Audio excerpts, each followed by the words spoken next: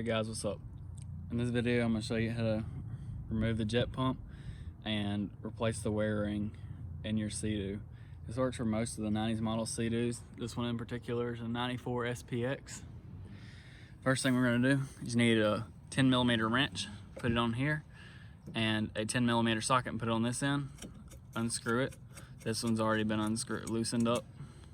Take it out, set them to the side. Move that out of the way. Next, we're gonna take, I like to use a drill or impact. Some people don't. With an extension is 3/8. The socket size is 13mm. I'm gonna take these 4 bolts out. 1, 2, 3, 4. Easy access right there. All right. Then once you get those out, come back. Okay, so once you get it out, be careful. Make sure you're holding this up because it likes to come falling out of there.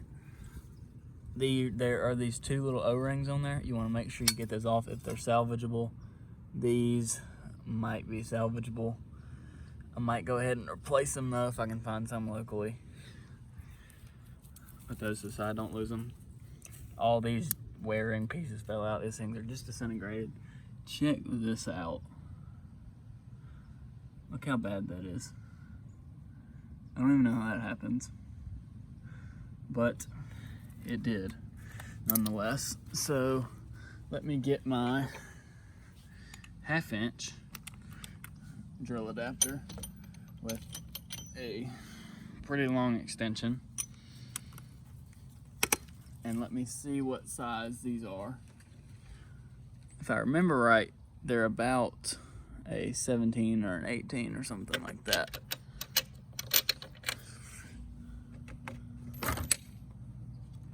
And we're gonna try the 17. See if that fits on there. Yep, 17. So we're gonna take this 1, 2, 3, 4 out. You can take this off right now if you want to, but I'm gonna take mine off afterwards. All right, take those 4 out. Okay, I got those 4 nuts off. Left the washers on there. They're just gonna fall off. One of the nuts fell down in here, but it's okay. I can't really get it with my fingers. It's too far in there. Got too big of hands. But this whole thing's gonna come out. So it'll come, we'll be able to get to it in a second. Sometimes these can pull off. This one, probably not the case. You gotta come in here. This one has the carrier bearing assembly right here. You gotta loosen these 2 hose clamps and then take off this clamp from here. Just break it basically. Put new hose clampers up on it later and break this one off. Now, after you've done that, it should slide out of here. Mine does not. So, that means we're gonna have to force it out. So you can get like a rope and run it through here and out this side. That way you have 2 ends and you could try to pull on it. Probably not gonna work. Last time I did it, I used my friend's come along, just kind of like a ratchet winch type thing to get it out. So yeah, I'm gonna see what I can come up with. Okay, so we're having some trouble getting the jet pump out. This is the method I've used before. It works pretty good. You got to get a come along or a ratcheting winch puller, cable puller, whatever you want to call it. I got this one from Harbor Freight. With the 20% off coupon, I think it was like 18 bucks. It's not that bad. I just got a trucker's chain tied around a tree and a heavy duty ratchet strap hooked to it and hooked it to the jet pump. And another ratchet strap holding the jet ski on the trailer, and it's tied at the front too. And then put the hitch on my truck and parking brake. So we got that on there. Yeah, you just got to keep cranking on it and then crank it a little bit when it gets really tight. Just like crank it 1 and then let it sit for a few minutes. I have used a heat gun in the past to get around in the jet pump and heat some of that glue up that they use to hold it in, but I don't know if I'm gonna have to this time or not. I haven't yet. but you just crank on a little bit, let it sit for a while, and then crank it a little bit more, and then it'll eventually just pop out. You can hear it kind of letting loose, and you just want to move it out of the way, that way nothing lands on your feet or anything. It's not going to come flying out or anything. It'll probably, there went something. That might be the jet pump. Yep, there it goes. It pulled it out of there. We might can pull it out by hand now. Let's see where it's still hung. No, I think we're gonna have to ratchet it a little bit. Keep your feet out of the way. There we go. There we go. That's how you get it out. You need to disconnect the baler fittings. Mine weren't connected on the inside, so there wasn't anything to worry about with that. But yeah, now she's all good to go. Okay, got the jet pump out right here. Got it in the garage. Drive shaft's still on it. We'll be able to get it out in a minute. You need to have a vise to do this. I don't guess you have to, but it would make it 100 times easier. But first thing we gotta do, you can do this while it's on the ski, but there's gonna be oil coming out of it. So I need to get something to put it under it. You need an 8mm socket. And you gotta take these 3 off. 1, 2, 3. So yeah, take those off. There's an O-ring in here. It might stay in the cone, but I'm replacing mine anyway, so I'm not worried about it. Okay, now I got that off. Drain most of the oil out. There's a little bit right here, but this, you don't want to do this in your garage. You don't want to drain it in there.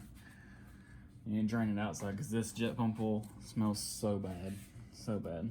So what I got here is I got my vise. Put a rag in there just so it doesn't drip all over my workbench. If there's any still in there, which there is, some's dripping out right there. It's got this little two flat edges on it. I like to just put it in here like that. Let me make sure it's lined up. All right, in there. Now we can crank our vise down.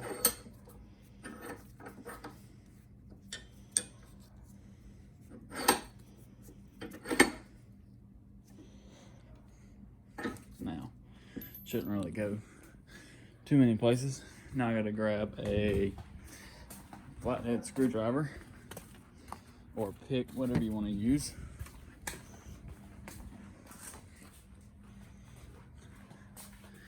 Gotta get this boot off. Just see if we can get it with this. If not, we're gonna have to grab a pick tool. I got a pick there.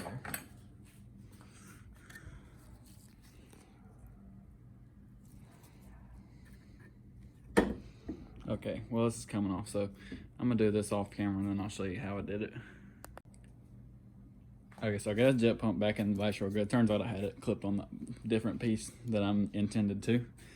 But I got this up. The flathead screwdriver actually worked the best. Just go around, use this to pry up. Don't push down into this too hard because this is plastic, but I was able to get it up.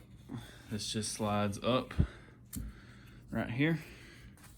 And we should be able to pull the drive shaft out of here.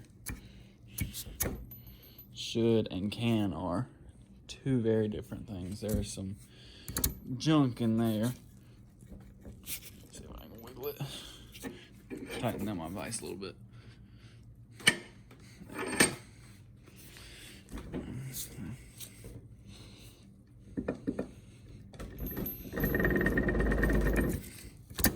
Got it.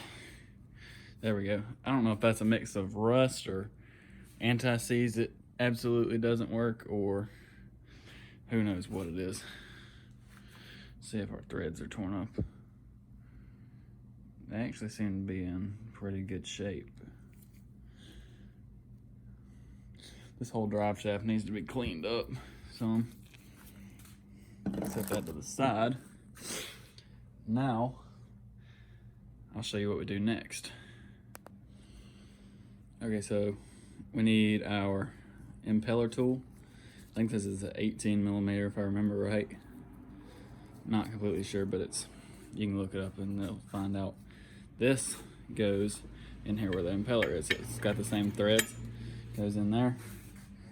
We need our 19mm socket to go over there, and we need a breaker bore. Got this one from Harbor Freight. It seems to work pretty well. I don't remember exactly how much I paid for it, but put that on there. Make sure the impeller's make sure it's tight in the vise, and then we just take it. And this requires some force, and sometimes you have to hold the workbench. Yeah, I'm gonna have to hold the workbench with one hand. So just force it a little bit. Don't break anything, obviously, but see if you can get it to go. Okay, so I got it loose. It was actually pretty tight for a few turns, but it's coming out now. I think these actually have pretty deep threads, so you have to keep doing it for a minute. Oh, there we go. Take our breaker bar off. Take the impeller tool out. Now this should lift out of here like that. Yeah, there we go with that. Might polish that up a little, but this is what we're working with in here. Let's hear our bearings. Wow, I don't hear anything.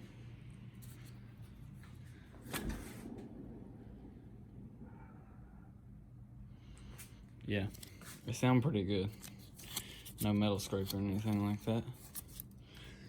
We're gonna blow all this out real good, and there's just nothing left of this weigh ring. It's bowed up in some places and just non-existent in other. It's supposed to be black on the inside of here.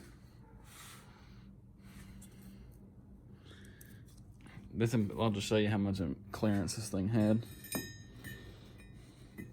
You can just see, like, look how much clearance is on there. This thing wouldn't have gotten over about 20 miles an hour at full throttle with this weigh ring.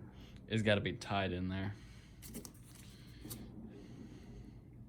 But yeah, next I'm gonna cut these off because I wasn't able to pull them off. Then I'm going to take probably a jigsaw, turn this sideways, and then cut the weigh ring out. I'll show you how to do that in a second. Okay, so this is the setup I got here. Got it crimped on these two things. It would help if the vise was a little bit bigger. I think this is a 5.5 inch. Like, it'd be better if you had like a 7 inch, but it is what it is. It stays in there. It's not going anywhere. But next thing we have to do is we have to make a cut in the weigh ring in there somewhere.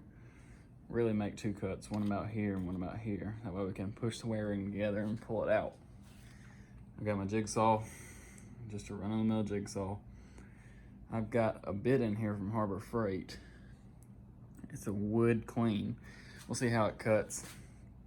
I don't remember what the bit I used on my last one was, but probably something similar. It's just plastic. It's gonna cut through it. You just gotta go slow. Be careful and don't hit the focus. Don't hit the brass back there. You just gotta be real careful once you get to that end. But yeah, go ahead and cut that out. You wanna make sure you're wearing gloves and eye protection when you're doing this, and be careful, because these things can come back and hit you at any time. They could hit this, they could hit, especially when it hits that brass back there. It doesn't like that at all. But I made two cuts, 1, 2, and then I got a flathead screwdriver. Just a cheap 6-way from Harbor Freight. You don't care if it gets busted up. And pushed it up. Looks like I'm gonna have to cut a little bit more out of here. I might be able to force a little bit of it out, but I'll let you know when I get that out. I just had to push it back on it and it snapped right out. Next, we just take our flathead screwdriver, pry up under here, and pry up under here. And these things should automatically kind of fold in a little bit because of the amount of tension they're under. Oops, left my bit. Now this thing should just pull out. Pieces are coming off. Yeah, there we go. You'll want to probably do this on a table or something because I'm dropping stuff all over the floor. But I'll just vacuum it up later. This is trash. Now, you can see where we cut into the plastic or metal a little bit right here. It's not that big of a deal. The new wiring will go over it. You don't want to make it too deep to where it cuts all the way through, but as you can tell, it's barely even cutting through. You can also see where we hit the back of the housing right here with our other cut. So yeah, I'm gonna get this thing cleaned up, vacuum it out. I might wash it out because there's some gunk all up in here that needs to come out. It looks like a dirt daubler nest stuck over here. Yeah, we'll just get it and clean it out, cut these off, and I'll come back to y'all. Okay, so I cleaned the drive shaft up a little bit. I just stuck it in the vise and then took some sandpaper, ran it around it, and then wiped these ends off with a rag, get all the junk out of them. It actually came pretty clean. It still got the little spots where the rust was, and you could paint this or recoat it, do whatever you want to. I was just trying to get the major rust spots off of it, that way it would slide in and out easier, clean up both ends. I'm not gonna do that. I was gonna put some anti-seize on it. You can do that if you're ever planning on taking this out again. I'm not planning on doing that. That should be fine. It's not gonna be seized in there, obviously, but yeah. Next, I'm gonna see what I can do with this impeller. See if I can clean it up a little bit. Okay, so I got the impeller all cleaned up. What I did was, I've got the impeller tool in the vise here, and I've got the impeller sat down on it. And I took a flat-handed screwdriver and scraped the big dirt daubler nest and stuff off of it. And I had a vacuum there to catch everything. And I took a little, not super coarse wire brush. It's not super pokey or anything like that. Just kind of scrubbed all over it. Got most of the stuff off. Nothing abrasive where it's gonna like just completely rust out. But if you wanted to, you could coat this with something. I'm not afraid of this ever rusting out, as thick as this stuff is.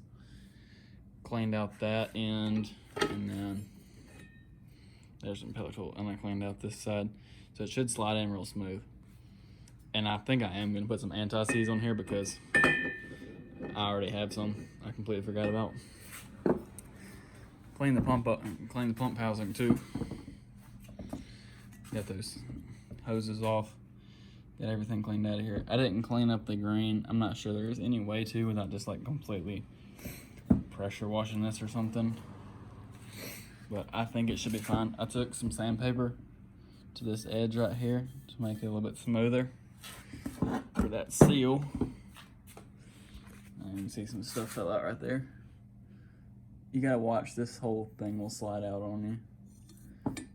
You don't really want that coming out and hitting the floor and breaking or something like that. But yeah, I think now we're ready for our new wear ring. All right, so we got our OEM CD wear ring. That's the only kind of wear ring you want to use on these. You don't want to buy the OSD ones or anything like that. This one did come from OSD parts, but it's the OEM wear ring. Make sure it's that. It's a 140 millimeter. You got to put this in the freezer. Some people say let this sit in the sun too. I've never had any problems with them. So this one's actually been in the freezer for a long time. I usually leave them in there for like a day and a half or 2 days. This one's actually been in there for like 5 days just because I haven't gotten around to it. So it should slide in pretty easy. So there's two sides to this. There's this groove side or lip side. You can see all the frost on it. And then there's the flat side. I accidentally made the mistake of putting my last one in this way. I only have to hammer it back out with not so much ease as putting it in. So the flat side goes down. See, it's flat there. So I want the flat here, excuse me. Now, let's see if this is gonna push in here. I might need 2 hands, but this should just push in here. If not, you can take a little hammer and tap around the edges of it, and it should slide right in. You just want to make sure it goes in easy. Yeah, make sure it goes in. Make sure it goes in even. Correct myself there. But yeah, I'm gonna go ahead and put this in. Okay, that was actually really difficult to get in there. As you can see, it doesn't go all the way down. It's really not supposed to. You're just supposed to make it, come on thing, focus. It's supposed to go even with this. Now it does have a lip on here. Not 100% sure if it's supposed to, but it does. Probably not a bad thing, but this was really hard to get in. I hit it in a little bit at a time with a hammer, just like a regular metal hammer. It was going okay, then towards the end I couldn't get it. So I had to get this big hammer, one of those big soft rubber mallets, and a sheet of plywood that was about the same size, and just beat that thing in there. Just absolutely hammer it in there. But yeah, it's in there now. Looks pretty good. One thing you gotta check, these 3 holes, pretty sure that's what these go to, maybe these, but I was checking them out. They were completely stopped up with dirt dobblers, so I got my little pick tools, just kind of stuck them in there. As you can see, there's some of the stuff. Just kind of stuffed them in there. And then I took my little torch tip, or my little blowgun, Harbor Freight blowgun on my air compressor. Got it, turned it upside down, stuck it in there, and it blew it in there. And it seemed to blow all the stuff out of it, so it's cleared up now. Not sure what that does, or if it does anything. I'm thinking it's probably a water pickup, but yeah, it's in there now. This thing's been good. No, they do drag a little bit, but I mean, that's nothing big. You can see our wear ring sits in there nice. That ain't ever coming out, that's for sure. Okay, next part, take our impeller. We gotta get it on there. These are always tough to do. You might need 2 hands just because the wear rings are so tight now. Like, see, it's just, you're gonna have to figure out which way it wiggles in there. All right, I'm gonna have to do this off camera. Okay, so finally got it in. That thing was super tight. I don't know what was wrong with it, but it's back in there. What I had to do was, I couldn't even get it in there, like, period. So I took a grinder over there on the, like a bench grinder, and just took just a hair off of each of the edges all the way around. Not sure if it needed it in just one spot or all of them. You can see it probably didn't need it in some spots, like right there and right there, but that's what we had to do to get it to go back in. It's still nice and tight, like, oh, and I had to put a ton of grease on the inside of the wear ring. But like, this thing is still tight. I'm gonna just keep spinning this thing for a little while. Might hook a drill to it or something like that and just take off with it, let it carve out.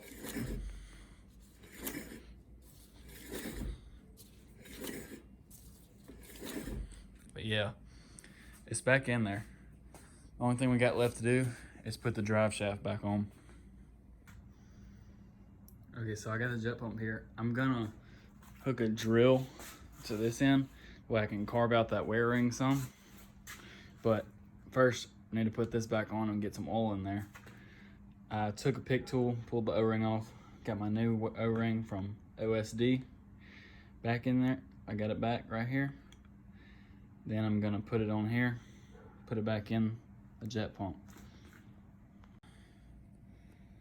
Okay, I got it back on here.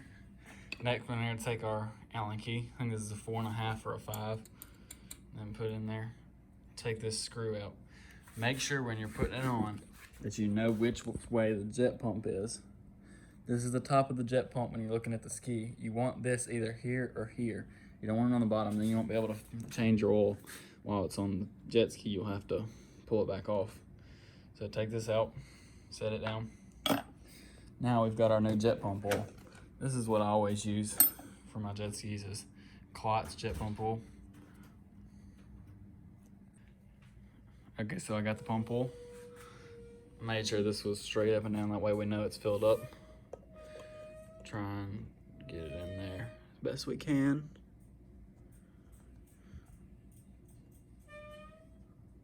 Yeah, squeeze it. Let it come back. Oh, let me get a rag, set it right here, because this stuff stinks. Let it sit. You're not going to use all of it. Kind of a messy job.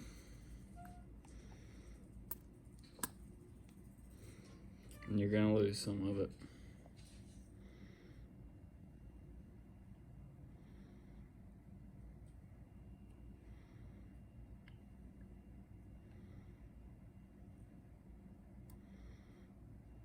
Can't fill it too fast, or it comes out.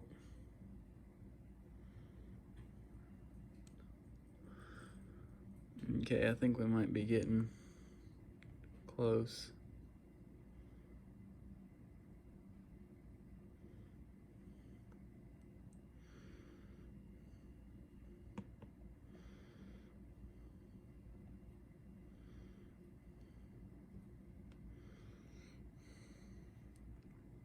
Helps if you don't stick it in there. You just kind of let it fall in there. You'll lose some out the side right here, but lets you know if it's filled up all the way or not. Sometimes it tricks you and there's just a bubble there. Like I said, there's a bubble and then I can pop the bubble.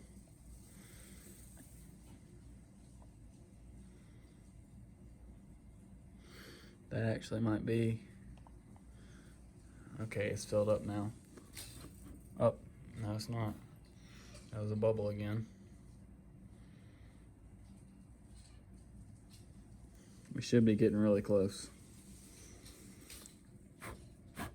Kind of blow on the bubble, make it pop. And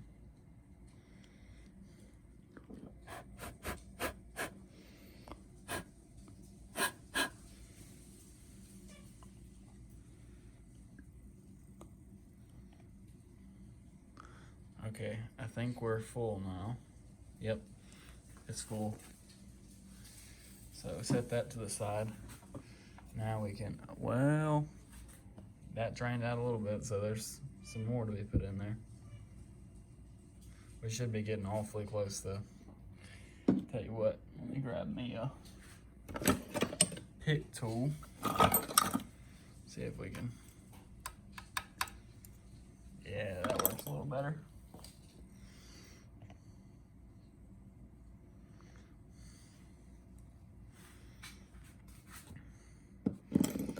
Take a pick tool. And we can try and spin the impeller to use some of it up in those bearings. Now, add some more. You usually don't have to use the whole bottle of this stuff. I did lose a good bit, so we might end up having to.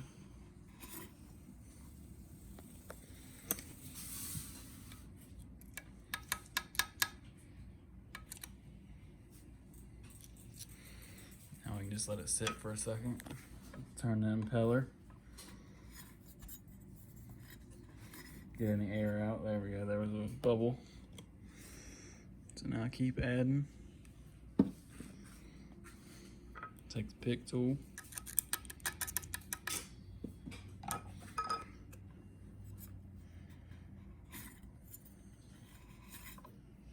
Make sure we're not having any leaks or anything. No, I'm not seeing any running out. Now we can wipe this and see if it's leaking out of here or anything. Because sometimes the O-ring doesn't want to seat right. All that in there is just grease.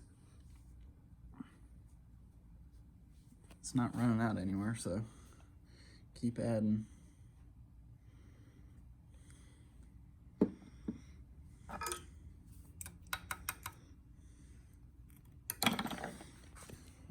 Try and turn the impeller. Use some. Oh, there goes the bubble. Take some more. That was kind of a messy splosh. Still didn't get it all. This stuff smells disgusting. So you're gonna wanna clean everything off real good. And don't do this indoors. Garage is fine because you can keep the door open.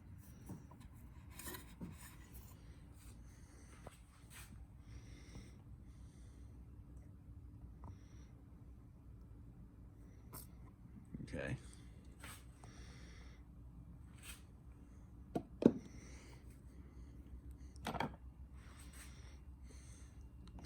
Not sure why this is taking so long, but it is. I'm thinking that is getting very close.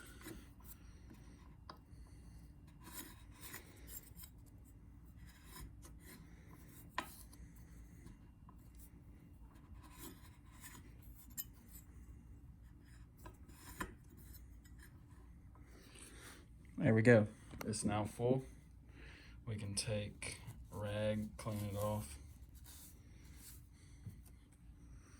and get our little set screw started in there.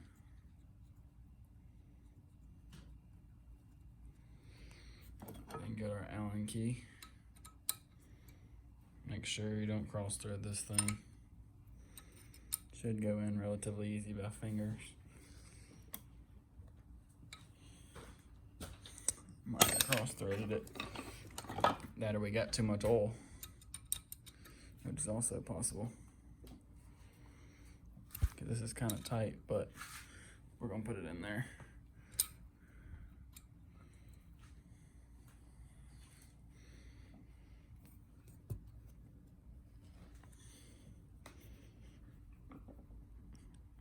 All right, I'm gonna finish putting this in there.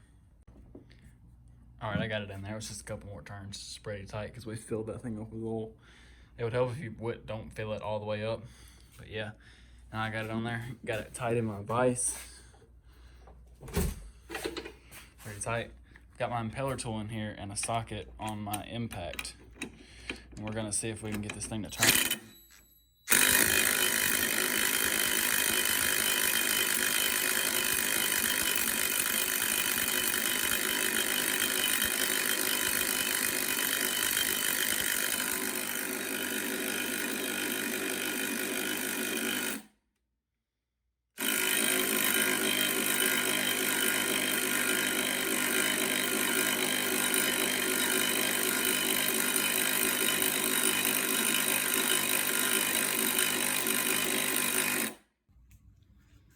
Okay, so I finally got it spinning good.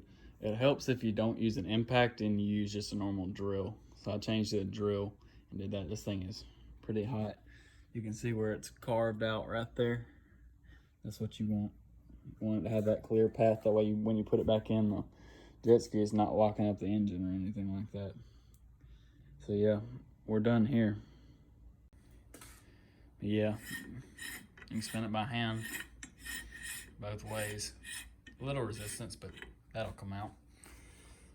Now we're gonna take our drive shaft. Let's see if I can get it out. It's kind of buried under all the tools we've had out. Push our little stopper back down on here.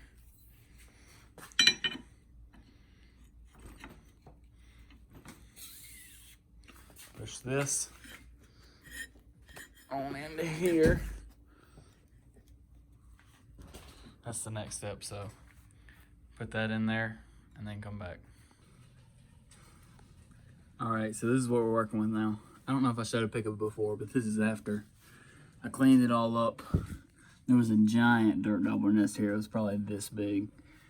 Stopping at the intake grate, it was all up in there. I got most of it out of there. I still need to try and get a little bit out, but it should be fine. Cleaned it all up, used a shop vac to get it out. Scraped off the rest of the wear ring that was there and scraped off the old pump to plate seal. Got my new one here. It's neoprene. Got it from OSD Parts. You always need a new seal unless you're gonna like glue it in or something like that, which please don't ever glue it in. The only times you ever need glue is like around these sometimes. And that's if and only if you leak. And I usually do it from the other side. So you can put it on there if you want to. It just makes it harder for the next guy or yourself to get it back off. But yeah, go ahead and peel this backing off. It's just sticky. Stick it on here, then come back. Okay, we got it in. Just sticks on. This one was easier than the other one because it actually stuck, but it's in there pretty good actually. Not really coming off anywhere. So we can take our jet pump now and slide it up on in there. Need to make sure our carrier bearing is still all lined up. Yep, still there. Need to get this clip off because I'll put a new one on for a zip tie or something later. But yeah, we should be ready to slide it on in. This is a two-hand job, so I'm probably gonna have to go off camera a little bit just to be able to put it in there right. But yeah, it just slides back in the way it came out basically. So I'm gonna go ahead and do that. Okay, we finally got it back in there. There's a little bit of a pain because the drive shaft actually fell out of the impeller. It helps if you put some grease in there. I forgot to do that, but I got it in.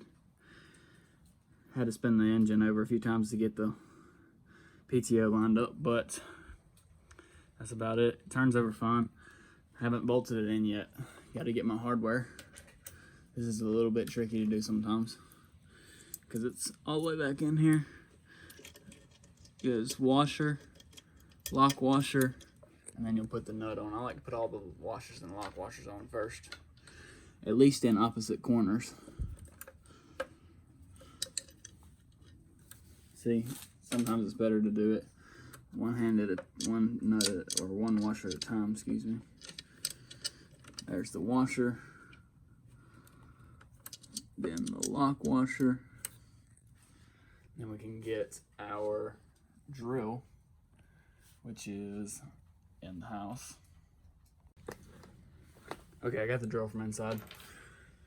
These are a little hard to start by hand. You can do it by hand if you want to, but I like to stick the nut in the end of the bit, the socket rather, not drop it all over the place. I'll get another one. They're all the same size. And put it on there and just start it very slow. That way you don't cross thread anything. Once it gets on there good, you know you got it the right way. Now, do the other one we got.